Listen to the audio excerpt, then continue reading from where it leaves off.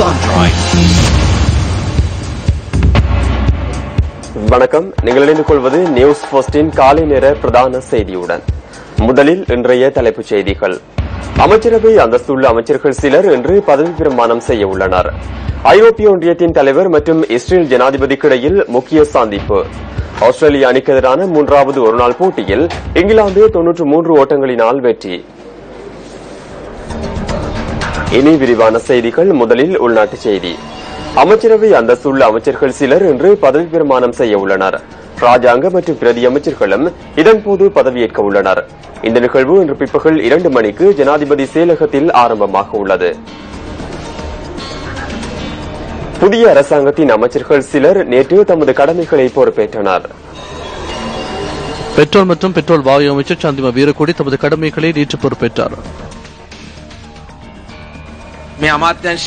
இந்த அமைச்சின் நடவடிக்கைகளை வெளிப்படைத்தன்மையுடன் முன்னெடுக்க நான் தயாராக உள்ளேன்.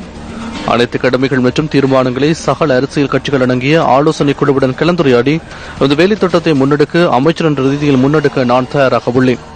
සමන්විත උපදේශක සභාවක් එක්ක කතා කරලා සාකච්ඡා කරලා මේ වැඩපිළිවෙල ඉදිරියට ගෙන යන්න අමාත්‍යවරයා හැටියට මම நகர மற்றும் மேல் மாகாண அபிவிருத்தி அமைச்சர் பாட்டலி சம்பிக்கரனவக நேற்று சித்சிரிபாயவில் தமது கடமைகளை பொறுப்பேற்றார்.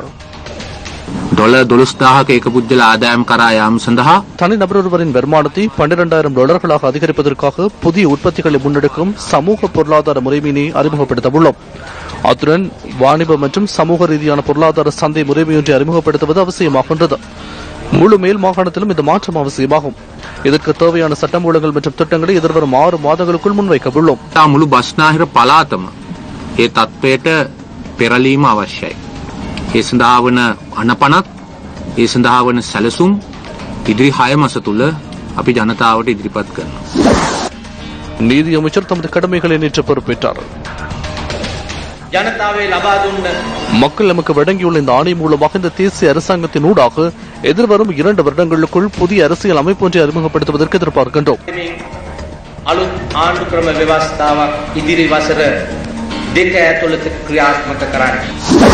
மீன்பிடி அமைச்சர் மஹிந்த அமரவீர தனது அலுவலகத்தில் கடமைகளை பொறுப்பேற்றார்.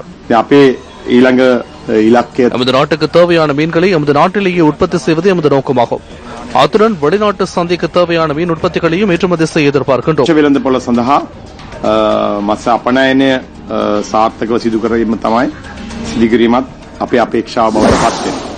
கொழும்பு தொழில் செயலகத்தில் அமைச்சர் WGJ செனவிரத்ன தமது கடமைகளை பொறுப்பேற்றார். இந்த அமைச்சில் கலந்துரையாடல்கள் ஊடாகவே தீர்வுகளை பெற்றுக் கொள்வதாக நான் நினைக்கின்றேன். 2 தரப்பினரையும் ஒருங்கிணைப்புக்கு ஒற்றுமையின் பாலம் அவசியமாகின்றது. 2 தரப்பினரையும் ஒருங்கிணைத்து ஒத்துழைப்புகளை பெற்றுக் கொண்டு தொடர்புகளை பேணவே விரும்புகின்றேன்.